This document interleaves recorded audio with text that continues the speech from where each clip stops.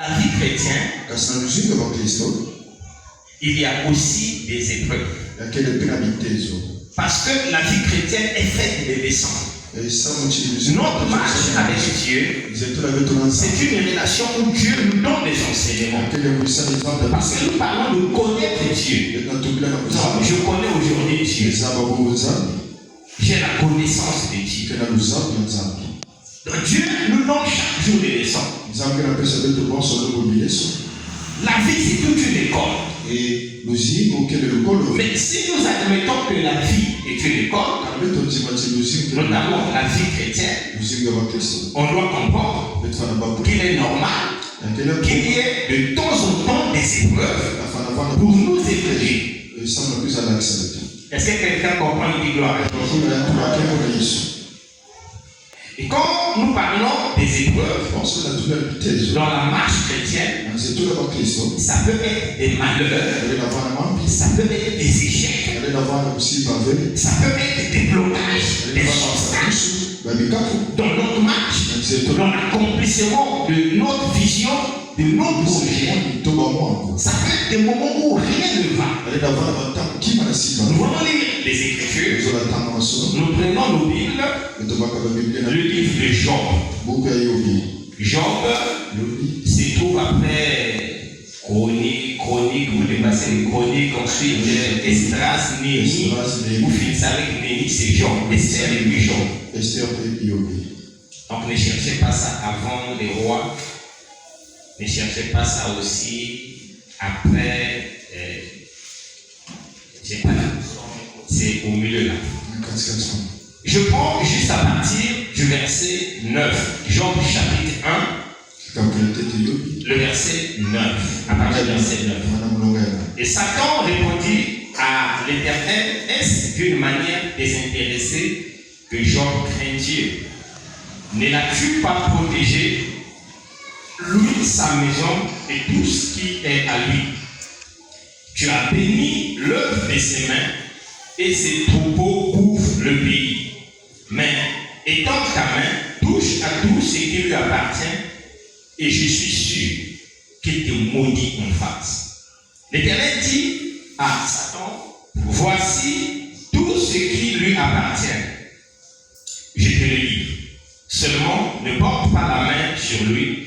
Et Satan se retira de devant la face de l'Éternel. Un jour, que les fils et les filles de Job mangeaient et buvaient du vin dans la maison de leur frère aîné, il arriva auprès de Job un messager qui dit, les bœufs labouraient et les ânesses paissaient à côté d'eux. Des Sabéens se sont jetés dessus, les ont enlevés et ont passé les serviteurs au fil de l'épée. Et je me suis échappé, moi seul, pour t'en apporter la nouvelle. Il parlait encore lorsqu'un autre vint et dit, le feu de Dieu est tombé du ciel, a embrasé les brebis et les serviteurs, et les a consumés. Et je me suis échappé, moi seul, pour t'en apporter la nouvelle. Il parlait encore lorsqu'un autre vint et dit, des Chaldéens formés en 3 bandes se sont jetés sur les chameaux, les ont enlevés et ont passé les serviteurs au fil de l'épée. Et je me suis échappé, moi seul, pour t'en apporter la nouvelle. Il parlait encore lorsqu'un autre vint et dit, tes fils et tes filles mangeaient et buvaient du vin dans la maison de leur frère aîné. Et voici un grand vent est venu de l'autre côté du désert et a frappé contre les 4 coins de la maison et elle s'est écroulée sur les jeunes gens. Ils sont morts. Et je me suis échappé moi seul pour t'en apporter la nouvelle. Alors Job se leva, déchira son manteau et se rasa la tête, puis se jetant par terre, il se prosterna et dit, je suis sorti nu du sein de ma mère et nu je retournerai dans le sein de la terre.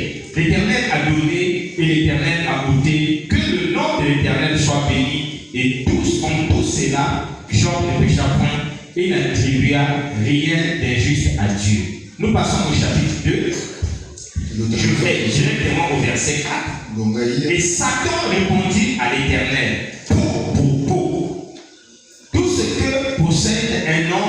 il le donne pour sa vie. Étends ta main, touche à ses os et à sa chair, et je suis sûr qu'il te maudit en face. L'Éternel dit à Satan, voici, je te le livre. Seulement épargne sa vie, et Satan se retira de devant la face de l'Éternel, puis il frappa Job d'un ulcère malin depuis la plante du pied jusqu'au sommet de la tête. Et Job prit un dessin pour se gratter et s'assit sur la sonde. Sa femme dit, tu demeures ferme dans ton intégrité. Maudis Dieu et meurs. Mais Job lui répondit, tu parles comme une femme insensée. Quoi? Nous recevons du bien et nous ne recevons pas aussi le mal. En tout cela, Job ne pécha point par ses lèvres. Je ne vois plus le prémisse, excusez-moi. Prémisse. Demandez-lui de chercher mon micro au milieu des messages. C'est ça, ça coupe. Excusez-moi pour cette interférence. Alors,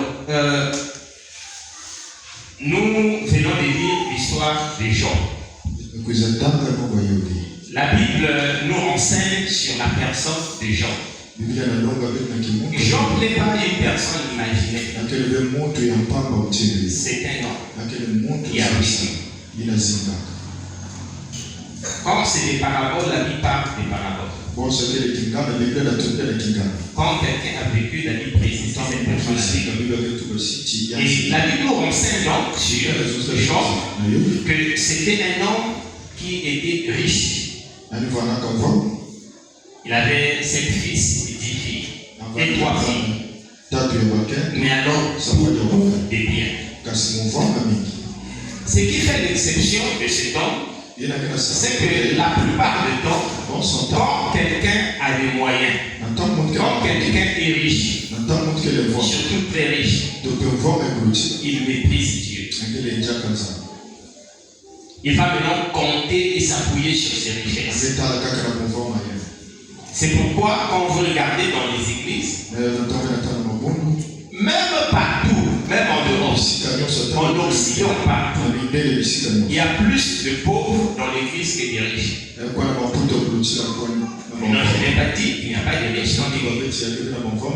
Plus de pauvres que des riches. Pourquoi? Parce que souvent les riches aiment compter sur ce qu'ils ont. Mais Job était exceptionnel. Il savait que ce qu'il était devenu et ce qu'il avait, c'était par la grâce de Dieu. C'est pourquoi il craignait Dieu. Mais il savait une chose, c'est que la vie d'une personne qui est parent peut se retrouver en difficulté à cause de la conduite de leurs enfants. Quand la DGC faisait son opération ou fait son opération, il y a des parents qui se sont retrouvés malheureux aujourd'hui, mais très malheureux à cause de leurs enfants. Parce que leurs enfants sont rentrés dans des groupes de brigands. Toute la maison a été brûlée. Et toute la famille se retrouve sans abri à cause des enfants. C'est pourquoi nous avons le devoir de veiller sur nos enfants. Évitons de fuir nos responsabilités en disant d'être Boutara, mais d'être Boutaretima.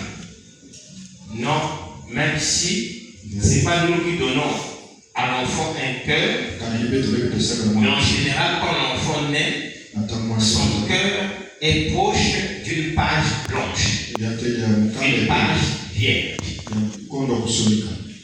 Tu ne sais pas être discipliné. Tu ne sais pas discipliner ton enfant.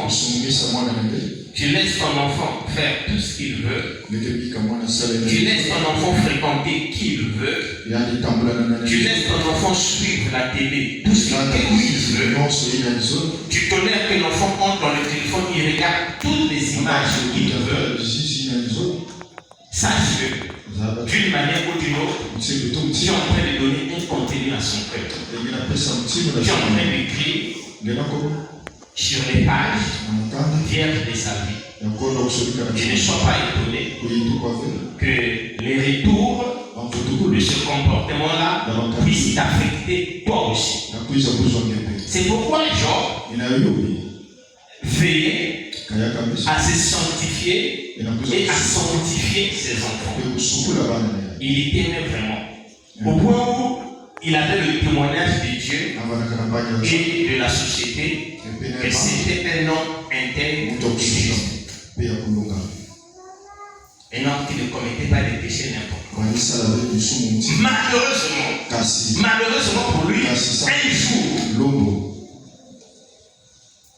les malheurs commencent à affecter la vie du Job.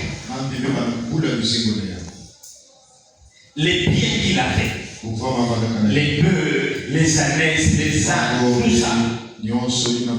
Soit c'est la tempête qui les supporte, soit c'est des bandits qui viennent et pillent.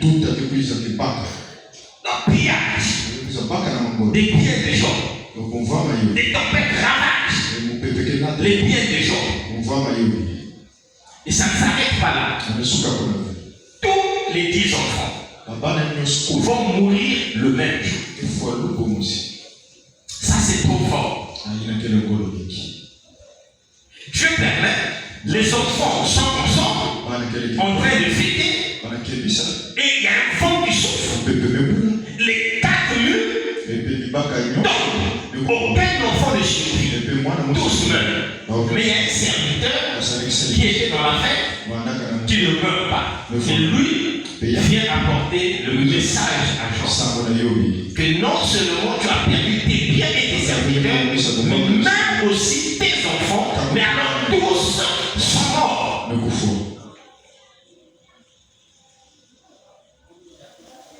Si c'était moi, je disais Dieu ne m'aime pas, moi aussi je ne peux plus l'aimer. Si on vint compris. Si on vint, il pouvait permettre que mes serviteurs meurent. Bon, les serviteurs là ont leurs enfants, leurs femmes, leur famille. Il peut permettre que les biens soient payés. Pas les enfants. Même les enfants. Il peut permettre que quelques enfants meurent. Pas tous. À la fois. Non, Dieu ne m'a pas. Lui, il n'a pas dit ça. Il a dit Seigneur, quand je suis né, je n'avais pas de biens. Je n'avais pas d'enfants. Quand j'ai commencé à grandir, je n'avais pas de biens. Je n'avais pas d'enfants. Les biens et les enfants sont venus à un moment donné. C'est toi qui les as donnés. Et donc, à un moment donné, je pense que je pouvais faire toutes ces choses. Et si je les perds, c'est que c'est ta volonté soit payée. Tu as vu. Satan veut voir. Tu as dit à Satan. Tu as vu. Quand je dis que Job est bon, il est bête.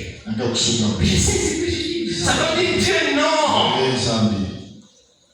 Si quelqu'un vit, si quelqu'un a des biens, c'est parce qu'il vit. C'est-à-dire la vie est plus précieuse que les biens. Là, c'est parce que tu n'as touché que les biens. Mais si on touche à sa vie, on touche à son corps.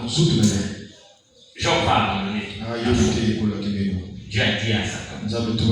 Bon, ne lutte pas, mais fais de son corps ce que tu veux. Et Satan est venu lancer un mauvais sort à Job.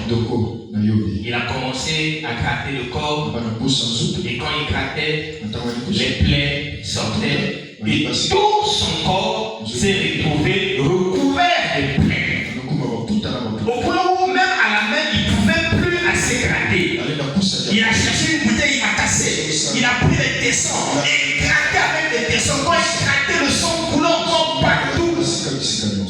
Et sa femme observait. Si au bout de cette fois-ci, Job continuera à être assez bête, assez insensé pour continuer à faire confiance à Dieu. La femme a regardé. Quand c'était le moment de la prière, Job se prosterne. Il adore Dieu. Quand c'est le moment de louer, la femme dit, tu n'es pas sérieux. Tu n'es pas sérieux, Job. Avec tout ce que tu vis là, tu continues à prier. Mon Dieu est Mon Dieu n'a pas mon Dieu. Mais pour toi, n'est plus de relation avec lui. Il ne t'aime pas, c'est Dieu. Maudis-le. Jean dit, femme insensée. Tu comprends rien? Qu'est-ce qu'on peut faire contre Dieu? On peut le faire.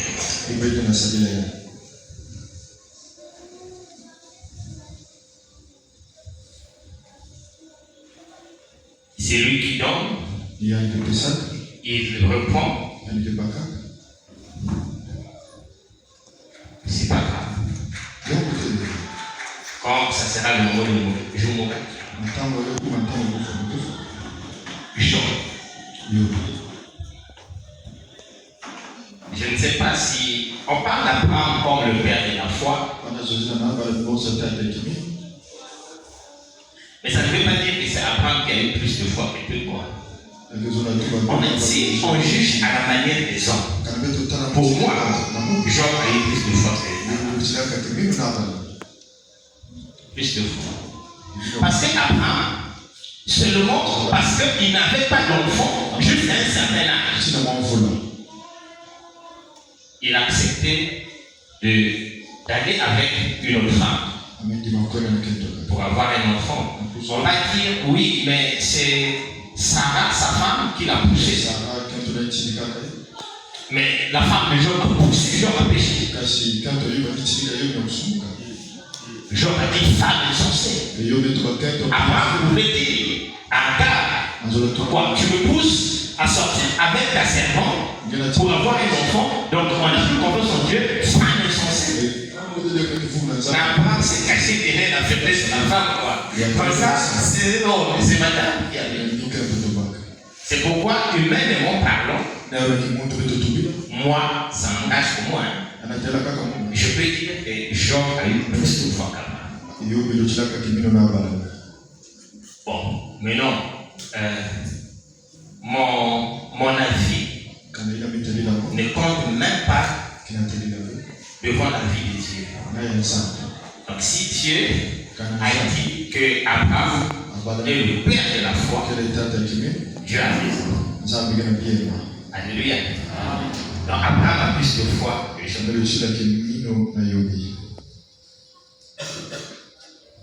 Quand nous lisons le livre de Jacques, chapitre 1,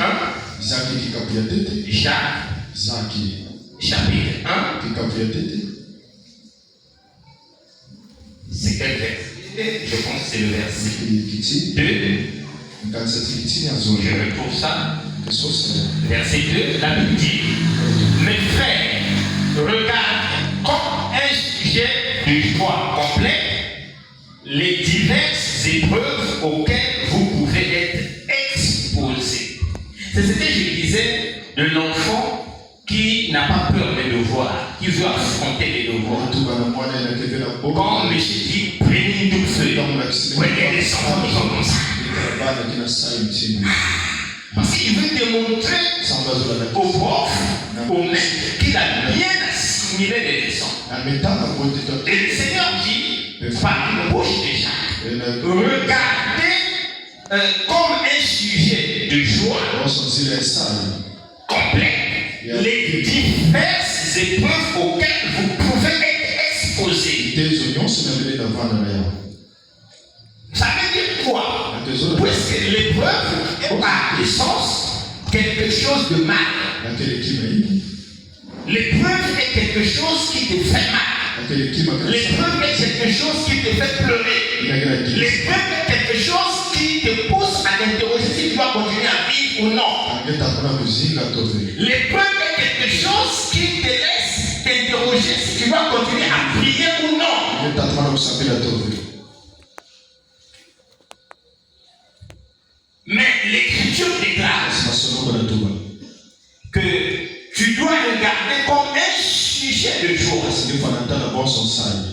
les diverses épreuves auxquelles tu peux être soumise.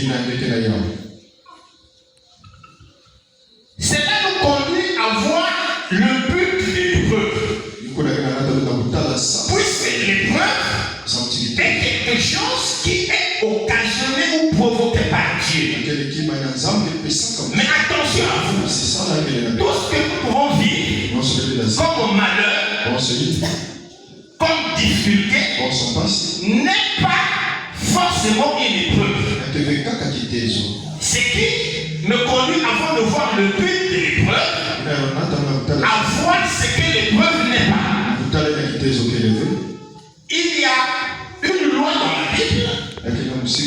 C'est consigné dans le livre de Genèse, je pense au chapitre 8. On dit jusqu'à ce que le ciel et la terre passeront, la loi des semailles et de la moisson ne cessera pas. Il y a une loi dans l'univers qu'on appelle la loi des semailles et de la moisson. C'est-à-dire, quand quelqu'un sème, il finit par récolter. Quand quelqu'un sème le bien, tôt ou tard, il récoltera le bien. Quand quelqu'un sème le mal, tôt ou tard, d'une manière ou d'une autre, cette personne récoltera aussi le mal. Il y a des choses que tu vis à cause de ta conduite. Parce que chaque fois que tu fais quelque chose qui est tombé à la parole de Dieu, que cela soit ni su ni vu, importe peu. Parce que toi tu crains les hommes pour ta réputation, pour ton témoignage. Et tu t'arranges à faire des choses sans que les hommes ne soient au courant.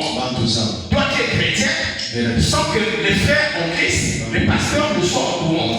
Et parfois il y a même des frères ou des soeurs qui sont au courant, mais tu les intimides pour dire que c'est ta vie privée. Ta vie privée. Si j'entends ça aux oreilles du Père vivant, du Père Michel, toi et moi on va prévenir. C'est pas ta vie. C'est pas ta vie. Ok. Tu es en train de signer. Tu récoltes. Donc, tout ce que nous pouvons vivre comme souffrance, comme difficulté, comme obstacle, n'est pas forcément une épreuve.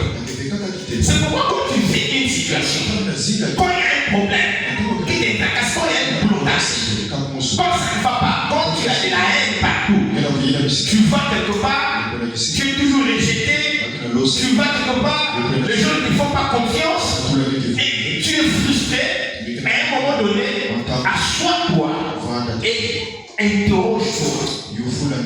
Interroge-toi. Est-ce que je ne mérite pas ce que je vis? Est-ce que ce n'est pas la conséquence d'un comportement? Durant cette situation, j'ai examiné. Qu'est-ce que j'ai fait de mal pour que je vive cela? Il a examiné, il a scruté sa vie. Il a dit non, je ne vois pas.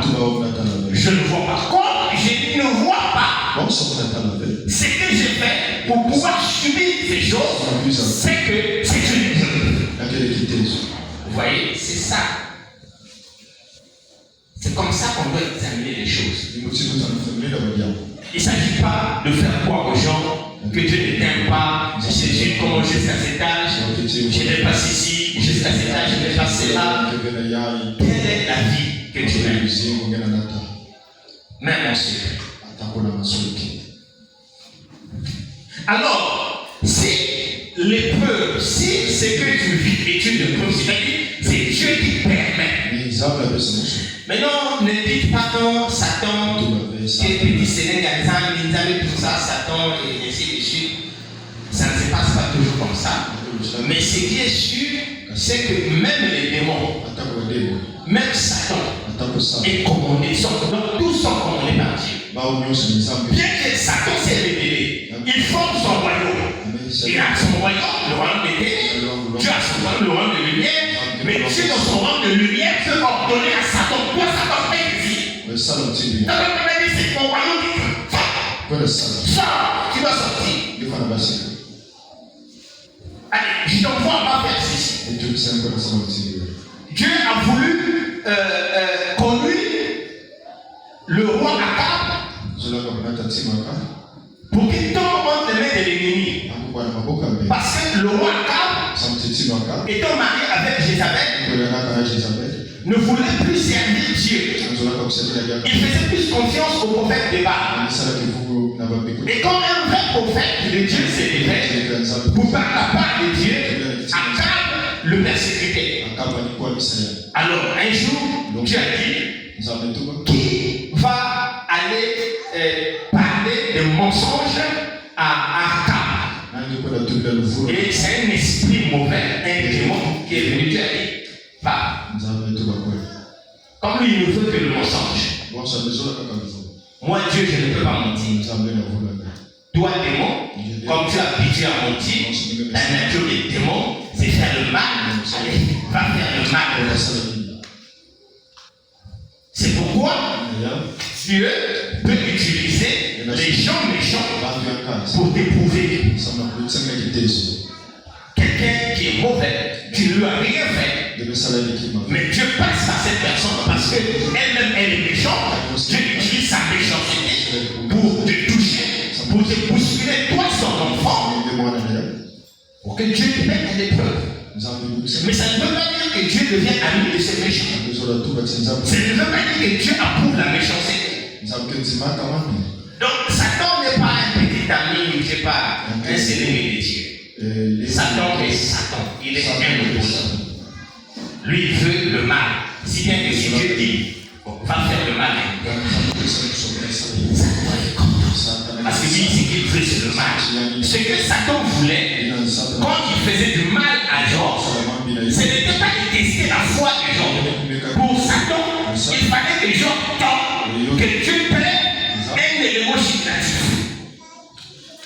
Alléluia. Le but est le but. Pourquoi des épreuves? Pourquoi Dieu permet des épreuves dans nos vies? Je vais citer 3 raisons.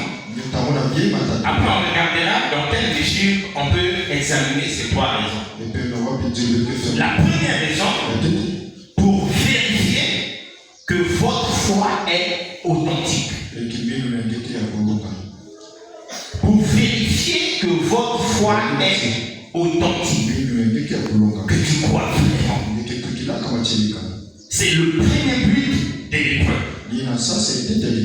Le deuxième but de l'épreuve, c'est de forger le caractère d'une personne. C'est pour développer des vertus ou des qualités dans la vie d'une personne. C'est de développer des compétences dans la vie d'une personne en vue des responsabilités futures, en vue d'un positionnement futur. Et le troisième but de l'épreuve, c'est que Dieu passe à l'épreuve pour vérifier notre dépendance totale à lui. Ok, maintenant nous allons essayer de voir le contenu de ce que nous avons dit là. Le premier motif, la première raison de Dieu de mettre les enfants de Dieu à l'épreuve, on a dit c'est pour vérifier que votre foi est authentique. Quand vous regardez Job 1, quand Dieu a parlé avec Satan sur la foi de Job, sur l'intégrité de Job, Satan a dit à Dieu, est-ce que tu crois que c'est une manière désintéressée? Est-ce que tu ne vois pas que c'est par intérêt que Job est craint? Est-ce que tu ne penses pas que si Job prie, c'est parce que tu veux bien dans sa vie? Est-ce que sa foi est authentique? Dieu permettra que des choses se passent dans ta vie. Des choses parfois dures. Pour voir si réellement tu as décidé de prier parce que tu as foi en Dieu, parce que tu veux avoir une intimité, une alliance avec Dieu. Ou c'est parce que Dieu a fait quelque chose de bon dans ta vie. Ou que tu es venu à Dieu par intérêt. Tu t'es promené ici et là pour avoir la solution à un problème donné. Tu t'es promené ici et là pour espérer une amélioration de ta condition sociale. Tu ne l'as pas eu. Après, tu viens à l'église. Tu viens à l'église. Dehors, tu n'as pas eu de mari. On est dans les assemblées. Tu peux avoir un mari. Tu es venu. Je vais voir.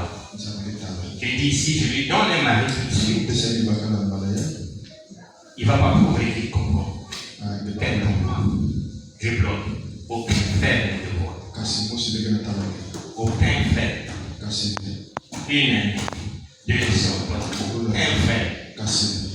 Parfois, un couple se marie, les frères se marient. Tu vois, parfois, c'est moi qui comprends pas le sac. C'est un temps pour te montrer les bandits de quoi. Parfois aussi, nous avons. Parfois aussi, nous avons. Oui, il y a des gens qui m'ont fait. C'est Dieu qui connaît. Je vois. Tu viens, depuis que tu es arrivé, ta situation professionnelle ne s'est pas améliorée. Ta situation financière ne s'est pas améliorée. Tu espérais que quand tu viens à l'église, les pasteurs prieront pour ton activité et l'activité prospère. Et depuis que tu es venu, tu as même l'impression que parfois ta vie devient pire matériellement, financièrement que lorsque tu es venu. C'est-à-dire que tu compares ta vie ancienne à ta vie maintenant que tu pries. C'est comme si tu étais même mieux avant. Vous savez, et Dieu regarde. Est-ce que ta foi est authentique?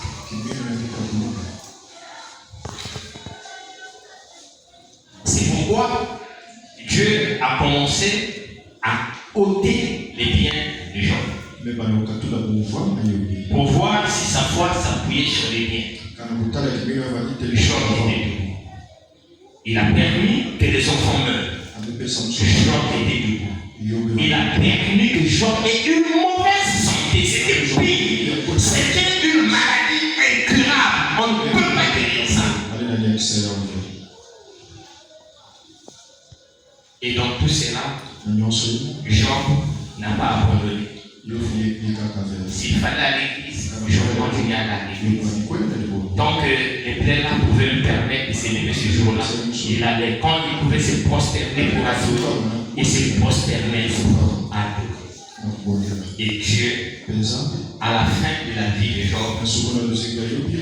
l'a restauré. Il lui a donné des enfants. Il a dit même que ses enfants étaient plus pauvres que les autres enfants. Et Dieu lui a donné plus de richesses qu'avant. Parce que Job avait satisfait au test de l'épreuve de la foi. Est-ce que c'est d'une manière désintéressée que tu viens prier? Parce que quand un enfant de Dieu commence à donner à Dieu des choses, tu m'attends, Seigneur, si Adrien m'a dit ça, nous n'aurons pas qu'à, Seigneur, moi que je suis même pour faire une deuxième femme, moi que c'est ça, moi que c'est même païen, parce qu'il y a une à comprendre, tu menaces Dieu, tu peux menacer Dieu. Et puis, si tu décides d'abandonner la foi, qui ira en enfer? Qui ira en enfer? C'est pas Dieu. C'est pas Dieu. On a dit, l'épreuve peut aussi avoir pour but de forger le caractère, ou de développer des vertus, ou des qualités, ou des compétences, en vue des responsabilités ou d'un positionnement meilleur futur.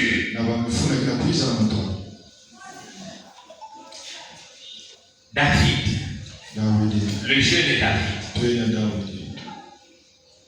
il est né, il était le 8e dans sa famille. costauds, qui étaient plus âgés, que le père pouvait envoyer pour aller garder son troupeau dans la forêt. Mais c'est David qui a été choisi. Je peux vous dire, David n'a pas été choisi par son père pour aller garder le troupeau parce qu'il était plus fort que ses frères. Parce que son père avait plus confiance en lui qu'à ses frères. Non. En fait, on trouvait David presque inutile. Il ne doit pas vivre en ville. Il ne doit pas vivre en ville avec les autres. Lui, c'est à la forêt. Comment je le sais? Je le sais parce que quand Dieu a demandé au prophète Samuel d'aller où le futur roi dans la maison d'Isaïe, le père de David, Samuel a demandé à Isaïe, où sont tes fils? Emmène-les-moi. On va prier avec eux pour voir qui Dieu a choisi. Isaïe ne parle pas de David. Il appelle ses 5 premiers fils. Et quand Samuel regarde, l'Esprit lui dit qu'il n'y a aucun d'eux. Samuel sait que Dieu ne peut pas se tromper. Si Dieu dit dans la maison d'Isaïe, c'est qu'il y a un fils. Et Samuel demande, est-ce qu'il n'y a que ceux-là qui sont les fils? Le père dit, en fait, il y a aussi un autre petit là-bas. Ça montre qu'il n'était pas allé là-bas parce que le père le jugeait compétent. Et c'est là où Samuel va demander qu'on appelle David. Et Dieu lui dit, c'est lui. Le mépris, le rejet de David par sa famille pour qu'il aille travailler dans la forêt, qu'il soit au contact, sous la menace des bêtes féroces, c'était en réalité un plan de Dieu. C'était toute une épreuve pour David pour forger son caractère en vue d'occuper un positionnement meilleur. Et cela ne s'est pas arrêté là. Il a acquis certaines compétences, mais cela ne suffisait pas. Il fallait ajouter encore une autre épreuve. C'est là où, quand il vient visiter ses frères, lorsqu'ils sont l'armée d'Israël est en guerre avec les Philistins, David éprouve le désir d'aller combattre contre Goliath. Et il va vaincre Goliath. C'était aussi une autre compétence. Parce qu'à cette époque-là, pour être un roi, il faut être un homme fort soi-même. Il faut que toi-même tu sois fort pour pouvoir diriger les autres. Et malgré qu'il a pu vaincre Goliath, il aurait pu mériter toute la confiance de Saoul. Mais Saoul a continué à persécuter David. Pourquoi ça? Parce que Dieu voulait aussi développer une autre compétence. David pouvait dire, mais Saoul, je lui ai rien fait de mal.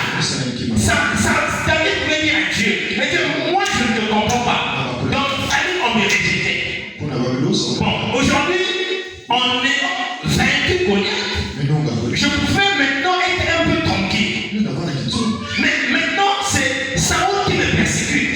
Quelle est cette vie où il n'y a que problème sur problème, où il n'y a qu'adversité sur adversité? Or, Dieu savait que quand tu es un roi, que tu travailles bien, que tu travailles mal, il y a toujours des gens qui ne vont pas t'aimer. Il y a toujours des gens qui vont te persécuter. Il fallait donc préparer David à cette posture, à ses compétences, à ses vertus, à ses qualités, en vue d'assurer son rôle de roi d'un jour. Dans ta destinée, il y a certainement une position. David ne sera peut-être pas ce que tu vois aujourd'hui. Peu importe ton âge. C'est Dieu qui a le contrôle des années. Tu comptes des années, mais Dieu s'en fout de ton comptage. C'est lui. S'il veut, même si les gens disent à 80 ans, on est fatigué, Dieu peut le faire à 80 ans, tu es fort.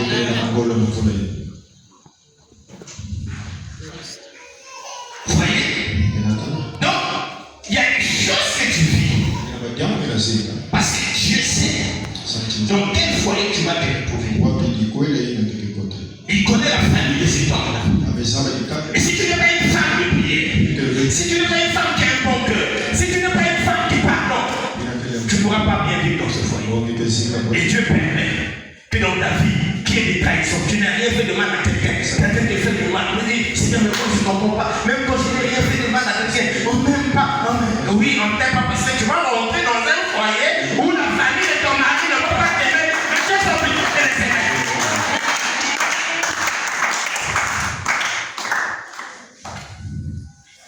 Il y a un jeune qu'on appelle Joseph.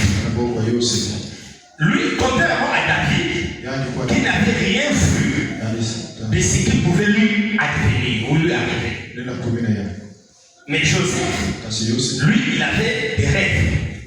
Dans ses rêves, il voyait qu'il va devenir une grande personne. Il va devenir un chef. Joseph. Il voyait. Au lieu de cacher aussi, c'est l'amour. Non. C'est quelqu'un, monsieur le modérateur, président du culte. J'avais encore plusieurs points, mais je vais m'arrêter ici. Donc, je finis juste avec l'exemple de Joseph. Et puis, je m'assois. Dieu permettra que je puisse continuer cet enseignement-là. Alléluia. Donc, Joseph avait connaissance de sa destinée. Dieu lui avait fait voir d'une certaine manière que la vie est un vrai monde. Bon, aussi, quoi, il y a une caca. Quoi, c'est mais ça, il m'a commandé, même papa, on va chez papa. Mais il doit les messes. Non, on peut commander, mais non. C'est des règles qui venaient expliquer ce que ça voulait dire.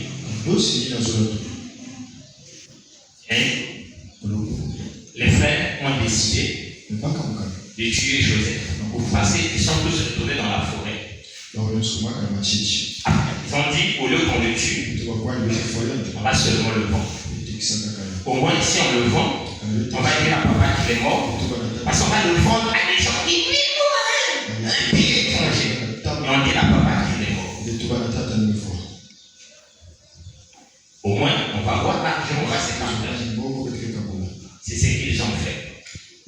Joseph aimait ses frères. Même s'il leur disait ça, ce n'était pas pareil. Il aimait ses. Yaya, Dieu m'a dit, Dieu me montre. Il était gentil. Si bien que il a quitté seul la ville pour aller dans la forêt, pour aller donner à manger à ses frères. Il les aimait. Mais ils l'ont vendu. Il arrive là-bas en Égypte, là où il avait été vendu. C'est un maître qu'on appelle Potiphar, un chef, Potiphar qui l'achète. Il se comporte très bien. Potiphar dit, bon, tu n'es plus esclave pour travailler dans les champs et côtes. Tu es esclave pour travailler dans ma maison. Je te donne l'autorisation de faire tout ce que tu veux, comme un enfant se fait dans la maison de son père. Mais attention, il y a ma femme qui est là, elle est belle. Je ne veux pas que tu puisses mettre des yeux sur ma femme. Attention. Et Joseph faisait correctement son travail. Il était apprécié de tout le monde. Sauf que la femme de Potiphar a voulu sortir avec Joseph. Il forçait Joseph. Il disait non, je ne peux pas le faire. La femme dit, mais personne ne le saura. Il dit, oui, mais Dieu le saura. Et puis je vais trahir la confiance de mon chef. C'est pas bien, ne fais pas ça. Et la femme forçait. Jusqu'à ce qu'un jour, la femme a voulu déshabiller de force. Et comme elle tenait déjà les habits de Joseph, pour que Joseph s'échappe, il a dû laisser les habits entre les mains de la femme. Il a vu. Et la femme a crié. Tu ne puisses pas envoyer de telle esclave que je te pour violer mon Les gens sont venus. On a attrapé Joseph. Quand le maître est venu, la femme a expliqué. C'est sûr que Joseph a essayé de se défendre. On n'a pas cru. Allez, en prison. Il y a un marque de vie.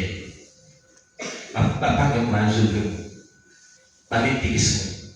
Donc, moi, je ne sais pas mais c'est la bonne taille élevée. Mais ça me permet d'accuser que nous à tort. Et nous avons dit que nous avons il y a un marque de vie. En prison. Il s'est retourné en prison. En prison là-bas, moi, force quand même. Il y a quelqu'un prisonnier, dans ma nouvelle vie, qui est sorti par où, ainsi de suite, tout ça. Jusqu'à ce qu'un jour, il a interprété les songes de deux prisonniers. Il a dit, toi, ton songe veut dire qu'on va te sortir de la prison pour te tuer. Toi, on va te sortir de la prison pour te réhabiliter. Mais je t'ai expliqué toute ma vie. Je t'ai expliqué combien de fois j'ai souffert à tort. Maintenant, quand tu vas être réhabilité, parle au roi à mon sujet pour qu'au moins qu'on ne sorte de la prison. Je vais me débrouiller seul de la vie. Mais au moins que je ne sois pas dans la prison. Le gars a dit, oh, je te jure, je sors. Tu vas sortir. Il suffit que c'est que tu as eu la sacrifice. Il t'a compris. Le gars a été réhabilité. Il est devenu chef. Il l'a oublié. Il y a ma prière. Comment passe la tradition laïque. Or, Dieu savait que la vie de Joseph finira par l'élévation. Mais comment payer? Il y a des gens qui veulent être chefs au travail. Mais être chef au travail, ce n'est pas facile. C'est pas facile. Ça ne demande pas d'être intelligent seulement. Il faut savoir gérer les cheveux. Gérer les hommes, ce n'est pas facile. Tu fais du bien, on ne comprend pas. Tu regardes quelque chose pour l'emmener quelque part. Il y a des gens qui sont ici, qui dirigent, qui ont des responsabilités. Là où ils travaillent, ils connaissent diriger. Ce n'est pas facile. Mais il faut être agréé. Et Dieu est donc préparé Joseph à tout ça. Mais Joseph lui-même ne savait pas que tout cela était toute une école. Tout cela était le développement des compétences. Parce que pour gérer un pays, il fallait d'abord mieux gérer l'économie d'une maison, d'une personne qui était riche. Il faut bien faire d'abord ce que tu as, même si cela est peu, pour que tu puisses mieux faire les choses, comme on te donnera plus. Qui peut le moins, peut le plus. Qui peut le plus, peut le moins. Si tu es fidèle aux petites choses, Dieu te confiera aussi les grandes choses. Commence par être fidèle, même dans les difficultés. Parce que Dieu sait. Dieu est son enfant. Dieu n'est pas content que ta vie termine comme ça. Mais c'est que Dieu dit, Dieu est en train de forger le caractère. On va s'arrêter ici. Chacun de nous va se mettre dans la prière. Je ne sais pas ce que tu es en train de vivre en épreuve. Est-ce que c'est le mariage qui manque? Est-ce que c'est le rejet que tu es en train de vivre? Demande à Dieu la force. La force de surmonter cela. Dans le livre d'Ésaïe, chapitre 40, verset 31, il est écrit: mais ceux qui se confient en l'Éternel renouvellent leur force. Ils prennent le vol comme les aigles. Ils courent et ne se lassent point. Ils marchent et ne se fatiguent point. Les aigles, quand le vent souffle, ils ne se cachent pas. Ils suivent, ils rentrent dans le vent et ils suivent le mouvement du vent pour que le vent les amène loin.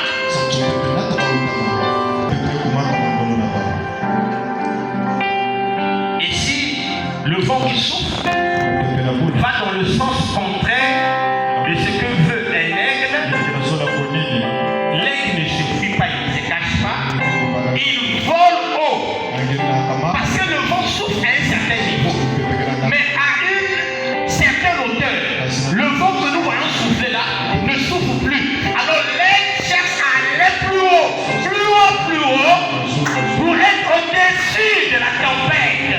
Et toi, tu dois aller plus haut dans la prière. Ça ne va pas. Tu déclenches le jeûne d'une semaine. Ça ne va pas toujours. Tu balances le jeûne d'un mois.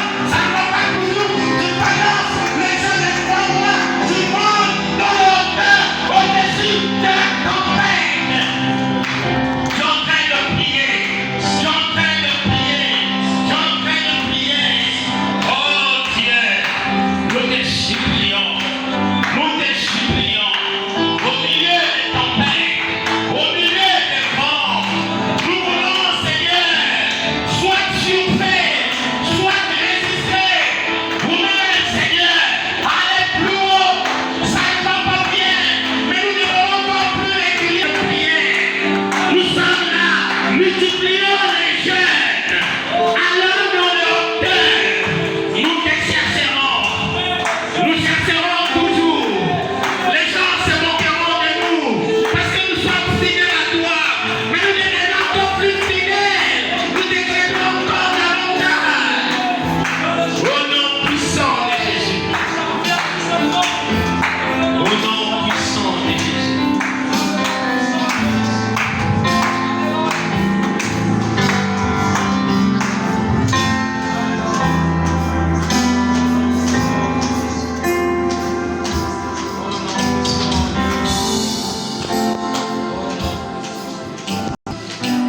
Je vais bénir le nom de l'Éternel pour le message de ce matin. Je vais lui être reconnaissant selon la grâce qu'il t'a faite.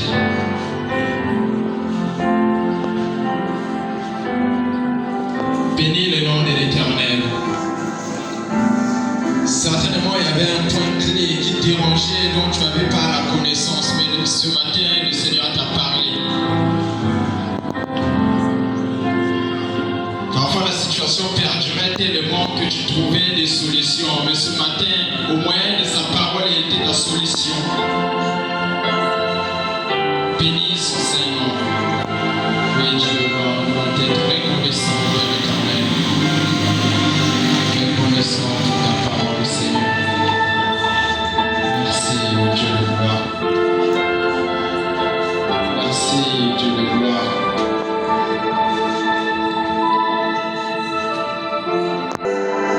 Et ta bonté, ô Dieu de gloire, se cache derrière ta parole. Nous avons eu la grâce, Père éternel, de vivre, ô Dieu de gloire, cette parole, Père éternel. C'est pour cela que nous te disons merci, Père éternel. Nous voulons, ô Dieu de gloire, être ingrats devant toi, Père éternel. C'est pour cela, ô Dieu de gloire, nous manifestons cette reconnaissance, Père. Merci, Seigneur. Merci, ton Père. Merci, ton Père. Est-ce que